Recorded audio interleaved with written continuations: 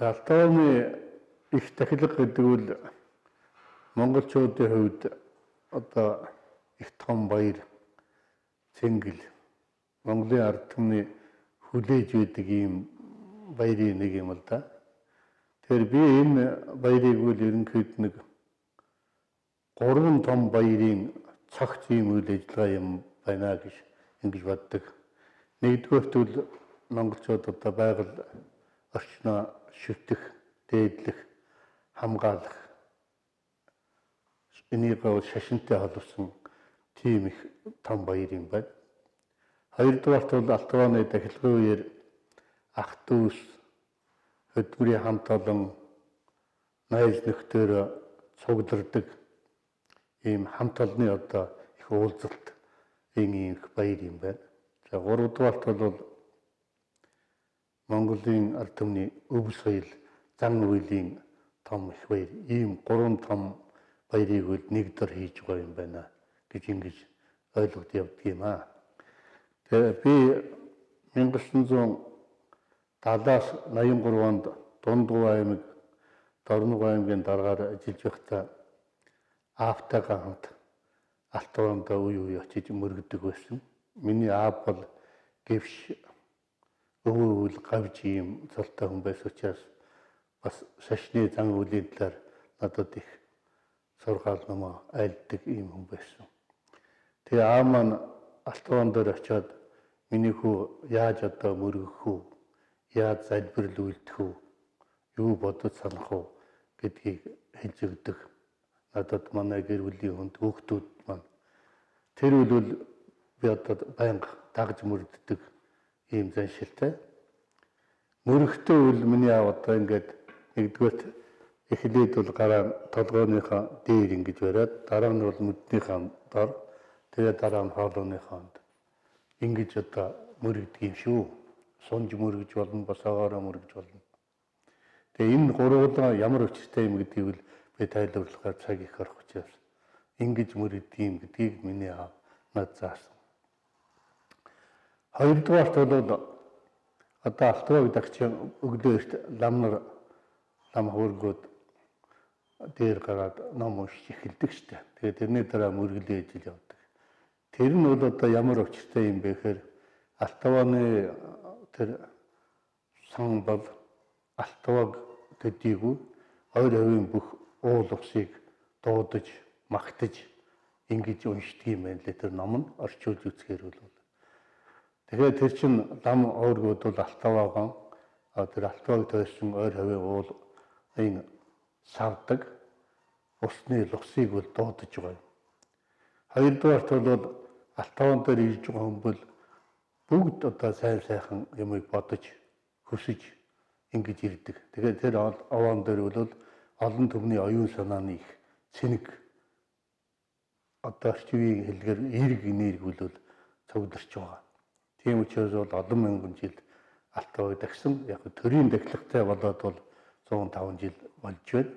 Социализмын үед овоог дахих хаасан гэдэг боловч би сая хэллээ шүү дээ. 70 80 оны үед бол би одоо аймгийн дэрг байсан ч гэсэн автаг хөгтөөтэй гарч мөргөдөг байсан. Олон мянган жил хүмүүсийн оюун санааны их төвлөрөл явагддаг ийм одоо учиртай аваа юм байгаамаа. Энэ бол би ер нь 5 талсыг бүрдсэн газар гэж боддог. Уултай, устай, устай, эстэй, модтой, тал сайхан газар байна. Ан амьтан шивээсэн ийм 5 талсыг бүрдсэн газар учраас манай монголчууд зөвхөн дарингчуудад ирж одоо сэтгэл оюунаа төвлөрүүлдэг нэг гэснээдэнд бол том бяцлаглалын үйл явц одоо явагдаж байгаа. Ямаа дандаа сайн сайхан нийтлөө ингэж явагддаг ийм том баяр. Тийм учраас Алтоогоо бол хүн бүр их зөв одоо зан үйлээр мөргөх, дахих ийм учиртай. Тэр үед бол идэ цагааг одоо авч очдөг. Гэхдээ тэрнийг одооных шиг ингээд одоо ч нэг овооны дахилганы дараа хэд хоногийн дараа очтол өмхөө шамхаа өндөрсөн сэжиглэмээр бараг болчихдаг шүү дээ. Энийг бол одоо олон түмнээсээ нуугаад байх явдал байхгүй. Дээр хэдүүл идэгээ тавиад тэнд одоо тэр оюун санаа сайхан зүйлүүдийг идээндээ шингээгээд ингээд буцаж яваачаад өөрснөө идэж хэрэглэн мөн үлдсэн ард үлдсэн одоо гэр бүлийнхэн ах トゥ төрөлхтөй амсуулдаг ийм байсан. Тэрнээс биш одоо нэг шиг бяцлаг боо чихэр өрөм одоо шүү тэр үдийг аваад өргөчгдөг. Хоёрдугаарт бол би түрүү хэллээ. Алтаваг дахтаа бол савдаг лусыг бол дуудаж өрж ирдэг. Тэгэхээр тэр өргөлийг үл зөвхөн тэр овоо руу одоо Батцагаан руугаа ингээд цацаад өргөөд байх учиргүй. Хавийн одоо ойр орчмын бүх уул ус авдгууд бол бас нэгэн дуудах зурчаад харж одоо гордиж ингэж байдаг учраас тэр өдрөг л гадагш нь одоо өргөх ёстой юм бол өргөдөг. Одоо бол сүүлийн үед бол нэг цагаан будаа шаруудаа тэгэл хуурай цай ингээл цацаал нөгөө сайхан гонглоод эсвэл өмсөй говц сундрыг сүүмүү эдүнгийн юм болгоод ингэдэг. Тэг хэрэггүй. Ер нь бол халтар арвал одоо хамгийн сайн өргөл. Бүр дээр үйдвэл бэлээс нь 3 чулуу аваад овоон дээр хайдагчгүй аваач сайхан тавьдаг. Овооны их танд, олзны их надад гэж хэлээд л тавьдаг. Тэр үйл дараа нь овоон дээр ямар нэг үнэр тонор үлдэхгүй юм сайхан байдаг шүү дээ. Хоёрдугаарт дахилгын үед бол зарим хүмүүс хавдагаан одоо ингээд овоон дээр хамгийн өндөр дээр нь уйхаад л гараад л ингээд байдаг. Та нар бас бодж үзэх хэрэгтэй. Далай ламд мөрөхөөр бол хадгийг ингээд буцаагаад одоо хүзүүн дээр нь тавьчихдаг шүү дээ.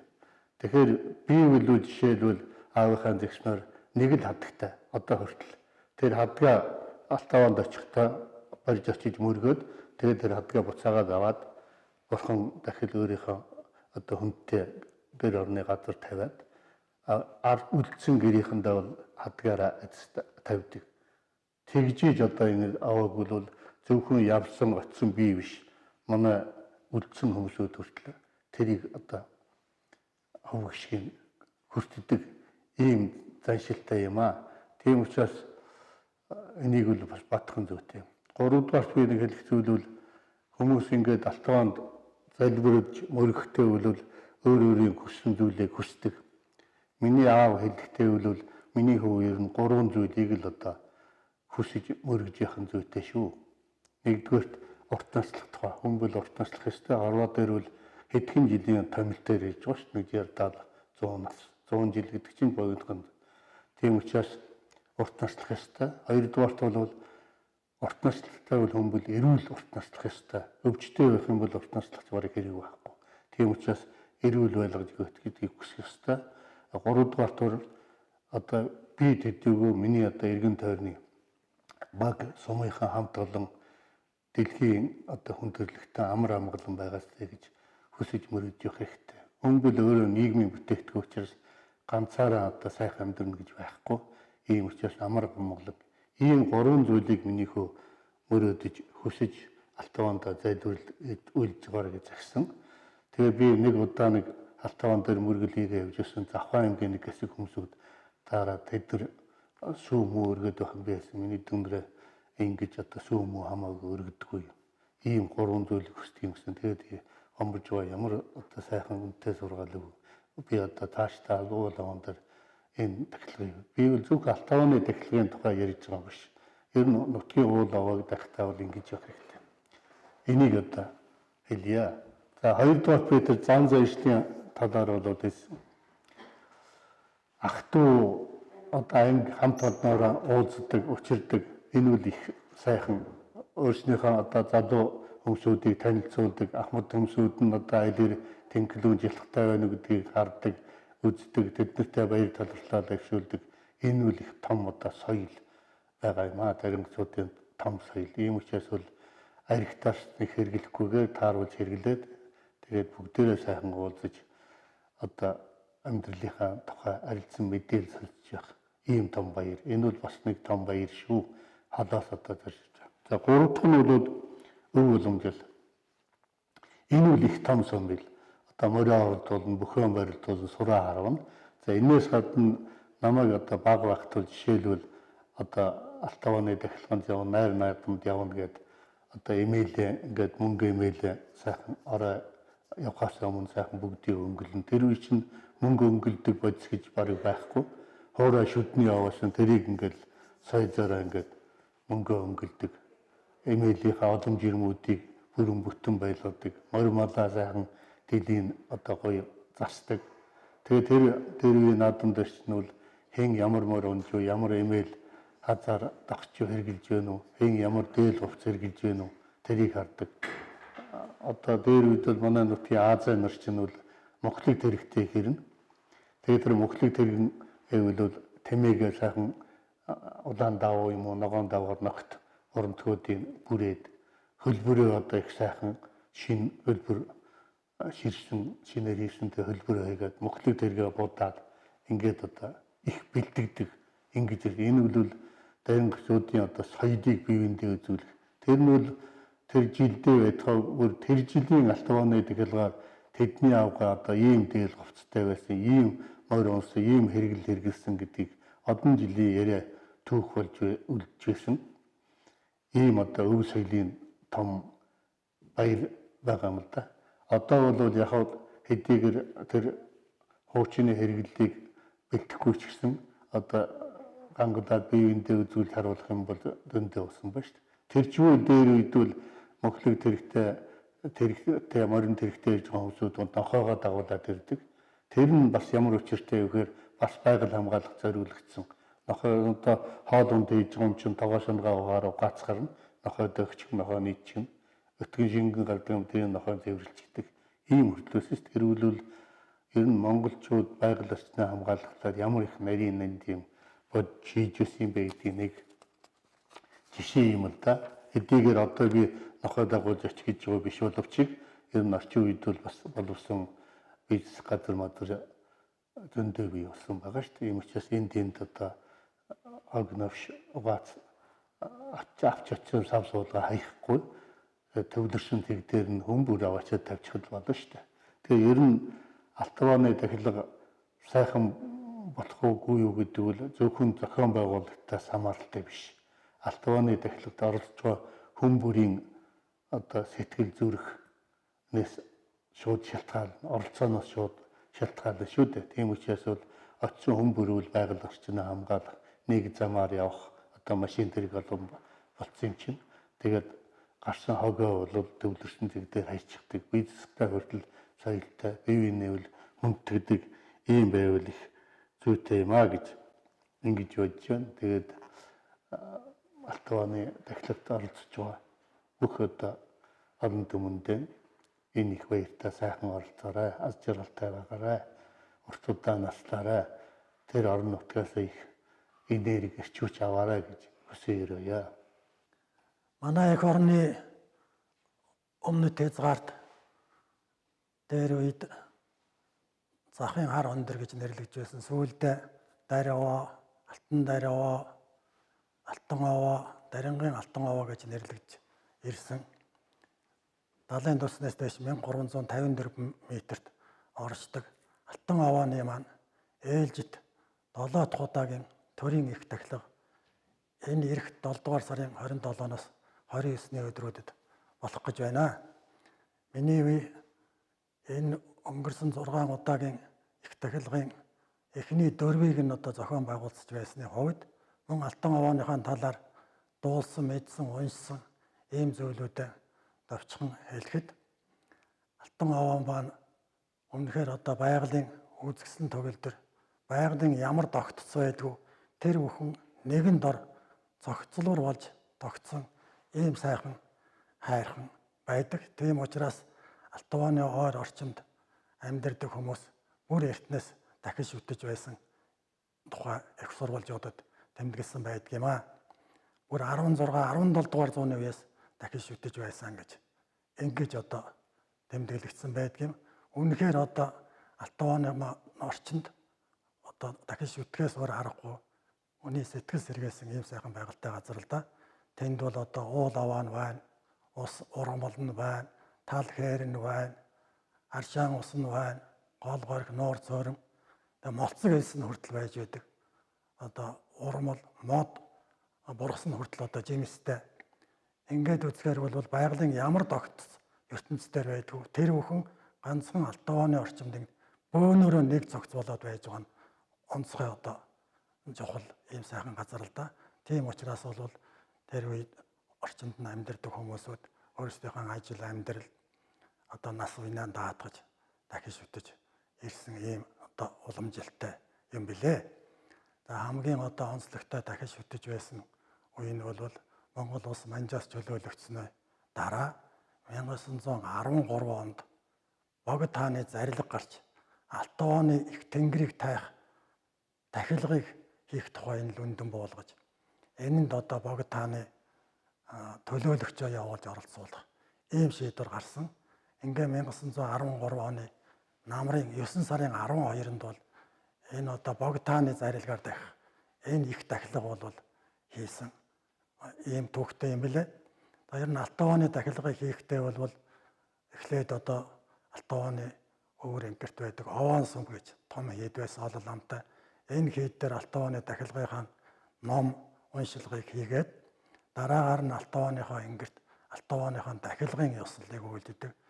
Энэ анхны дахилгын ёслолд бол Богд хааны зарилгаар зарсан элч Монгол улсыг ерөнхийлөн захирах яамны дэс түшмэл улсад туслагч гүн доржи магсарж өгöd хүн оролцож тэр одоо Богдын илгээсэн торго арс хүчийг шатааж тэнгэрт нь өргөөд тэгээд одоо Алтан ондоо бол сум хадаг өргөж ингэж ёслол үйлдээд тэгээд Алтан оны зүү урд ангирт байдаг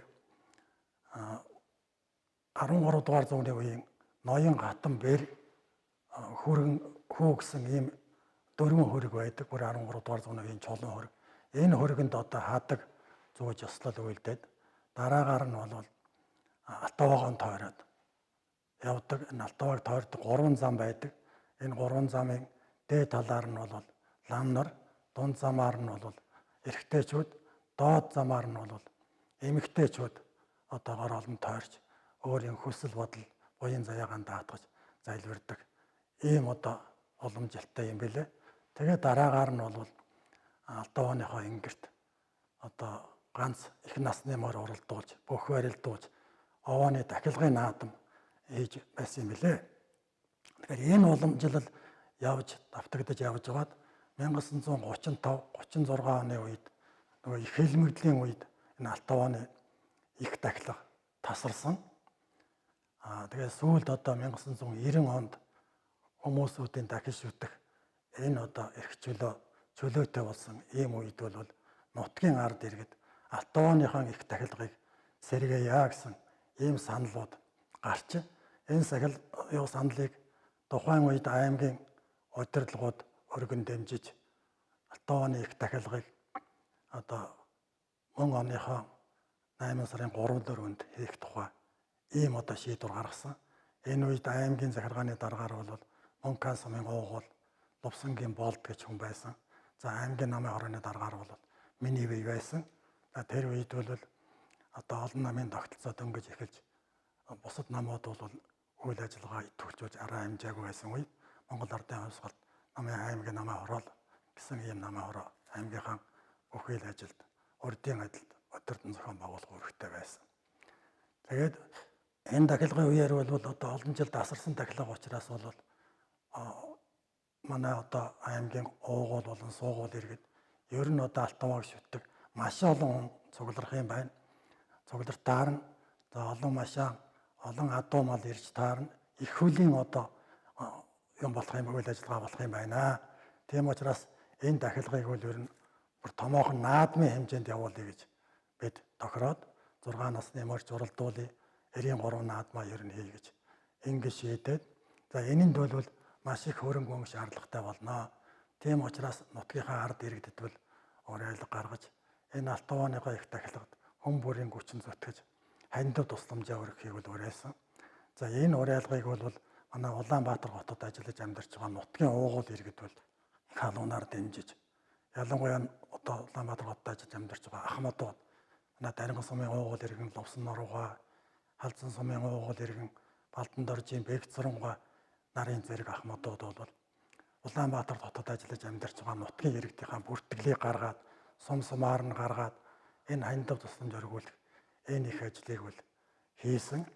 За энэ одоо хандив тусламжийг бол өргөх асуудлыг бусад аймаг хотод ажиллаж амьдарч байгаа нутгийн уугуул иргэд бол их өргөн дэлгэр дэмцэлдээ доорноо Тэнти, Дорногов, Бороондэр гээд энэ аймаг хотуудаагаас бол их дэмжиж хань тусламж их өргөсөн. Энэ хань тусламж одоо үр дүнгээр энэ одоо тусламжаар бол Алтавааныхаа орой дээр байдаг Батцаагааныг одоо шинжлэх ийм ажил одоо өрнж хийсэн. Энэ Батцаагааны 1927 онд Оросын эрдэмтэн Казакович гэдэг хүний одоо нэг бүдэг хар цагаан зураг байдаг. Энэ зургийг үндэслэж ардын зураач Амгалангуй энэ Батцаагааны зургийг гаргаж тэгээ одоогийн энэ байж байгаа энэ 3 бүслүүртэй гэр хэлбэртэй Батцаагааныг бол хийж шинжилсэн байгаамаа. За орой дээр нь бол алтан ганжир байдаг, холоос харагддаг, ялсан харагддаг гэж хүмүүсүүд ярьдаг байсан. Энэ одоо алтан ганжрыг алтдах ийм ажлыг бас одоо энэ хөрөнгө хүчээр олон томдын буйнаар одоо өглөөрөөл хийсэн ийм учиртай юм байна. За ингээд энэ алтан овооны ийм одоо их тахилга маань цаашаа үргэлжлээд ер нь анхны тахилга хийх үедээ бол 4-5 жил тутам нэг хийж өй гэж ийм шийдвэр гаргасан. Тэгээ 1995 онд хийх гэж байсан. Манай Ахмадууд ерөөсөө 1 жилээр наашлуулж өгөөч 94 онд хийж өгөөч гэдэг. Тэгээ 94 онд дараачих нь 1999 онд тэгээд одоо 2004 он 2008 он 12 он гэдэг ингээд 6 удаагийн их тахилга хийсэн юм байна. Энэ тахилга ингэж явж байгаад 2004 он болоход бас арай өөр хэлбэртэй болж нутгийн ард иргэд ер нь Алтавааныхаа энэ тахилгыг төрийн тахилгатай болгоё гэж ингэж одоо шийдээд санал онол гарсан. Энэ санал онолыг бол бас одоо нутгийн аймгийн удирдлагууд Улаанбаатар хотын нутгийн зөвлөлийнхэн бас одоо энэ асуудлыг дэмжиж тухайн үеийн Монгол улсын ерөнхийлөгч Бааганбандд одоо албан хүсэл тавьсан. Энэ хүсэлтийг Бааганбанд ерөнхийлөгч хүлээж аваад 2004 оны 1 сарын 26-нд алтан овооны тахилгыг бол төрийн тахилга болгож тэмдэглэж байя гэж ингэж шийдвэр гаргасан. Тэгээ энэ алтан овоог төрийн тахилгатай болгосон энэ батламж зарилгаа бол одоо тухайн үед нутгийн зөвлөлийн дарга байсан аймгаас сонгогдсон их хурлын гишүүний хувьд надад төлөөлөж өгье гэсэн. Тэгээ би одоо аймгийнхаа хөдөлмөрчдийн төлөөлөл өгье. Өндөр насны лувсан руугаа гандан тагчлан хийдийн одоо тамгын газрын дарга Ловлон Эрдэнэхүү за улсын их хурлын гишүүн Улаан нарын зэрэг 8 хүнтэй Бааганбандын өрөөнд очиж энэ одоо алтан овооны төрийн тахилгатай болгосон зарилгыг хүлээж авсан. Тэгээ энэ одоо зарилгын эхийг бол би тэр хүлээж авсан 8 хүнийхэн зурагтай хамт Бааганбандтай зураг авсан хүлээж авч байгаа байдалтай. Энийг бол аймгийнхаа музейд одоо хадгалуулсан байж байгаа. Тэгээд энэ зарилгын дагуугаар бол 2004 оны 8 сарын 2-нд бол алтан овооны жинхэнэ төрийн тахилгатай болсон энэ тахилгыг бол мөн одоо өргөн хүрээтэй одоо наадан болгон хийсэн. За ер нь алтан овооны тахилгат бол хуучин бол ганц их насны морь оролдгийг бид нар бол 6 насны морь оролдуулж их өргөн дэлгэр наадан болж их олон хүний цуглуулсан.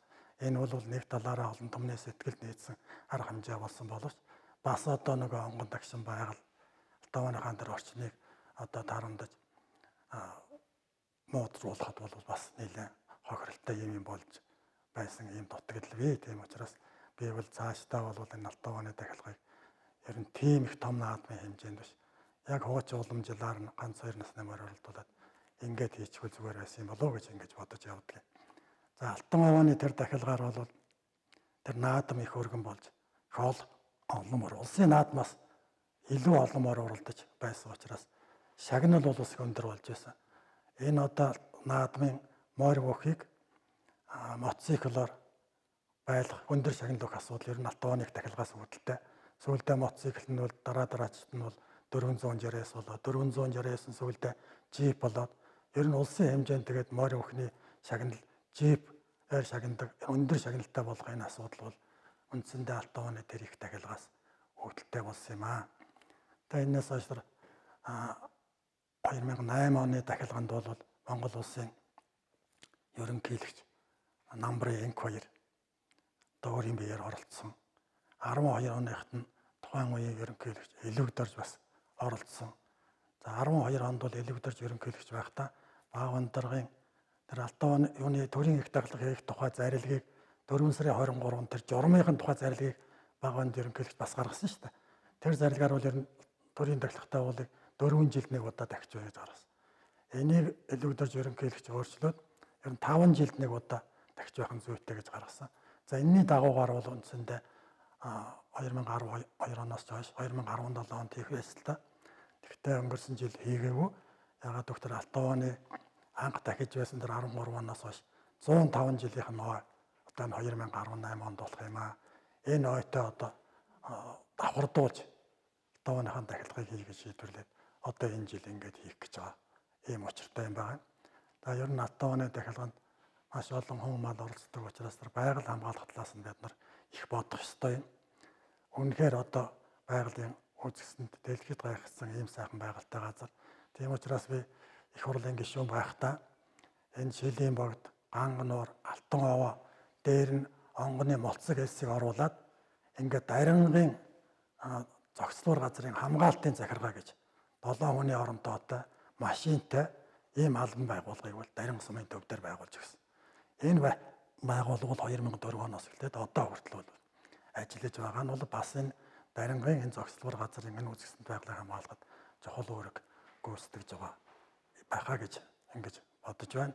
Тийм учраас энэ жил одоо 7 сарын 27-29-нд бол энэ дахилгад өргөнөөр оролцохыг аймгийн удирдлагууд урьд залсан юм уриалга арга хэмжээнүүд явагдаж байгаа. Тийм учраас одоо телевиз үзэж байгаа эрхэм үзэгчид та бүхэн болго ер нь одоо Алтаваг шүтэн дээдэлдэг нийт хүмүүсүүдийн Алтавааныхаа дахилгад өргөн оролцох байх гэж найдаж байна. Ингэхдээ бол ер нь Алтаваг дахихдаа тэр дээр үеийн уламжилтанж байдгийн бэлээ. Архитаар сууж болохгүй, сектурал хундаа хэрглэж болохгүй, ус ургамлын одоо сэвтүүлж болохгүй, мод зүлгийг зулгааж, ургамал зулгааж болохгүй гэдэргээд бүр яг тэгээд бичсэн байдığım бэлээ. Тийм учраас одоо бид чинь их олон хүн зөвлөх учраас илүү л хог хаягдлыг гарна. Энийгээ хүртэл одоо тогтоосон тэр зэгт нь одоо аваач хийж энэ байгалаа хамгаалах талаас илүү их анхаарах зүйтэй болов уу гэдгийг ташрамд нь одоо олон удаагийн дахилганд оролцож байсны хувьд бас одоо зөвлөж хэлмээр бодож байгаамаа. Ингээд Алтан овоо минь бид бүхнийг та бүхнийг нөмөр нөөлөгтөө багтааж одоо улсын буянгаа харилж байх болтугай гэж ерөөй дөө.